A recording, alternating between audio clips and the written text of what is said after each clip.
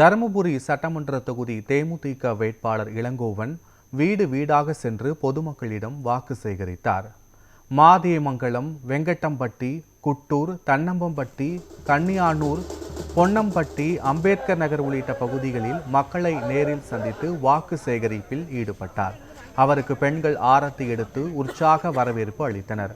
அப்போது குடிநீர் மற்றும் தெருவிளக்கு உள்ளிட்ட வசதிகளை மேம்படுத்தும் நடவடிக்கைகளை முன்னுரிமையாக மேற்கொள்ள உறுதியளித்தார். புதுமை பெண், தமிழ் புதல்வன், முதியோர் உதவித்தொகை, மாற்றுத்திறனாளிகளுக்கு உதவித்தொகை, காலை உணவு திட்டம், மகளிர் உரிமை தொகை உள்ளிட்ட திட்டங்கள் தொடர திமுகவுக்கு வாக்களிக்க வேண்டும் என அவர் கேட்டுக்கொண்டார்.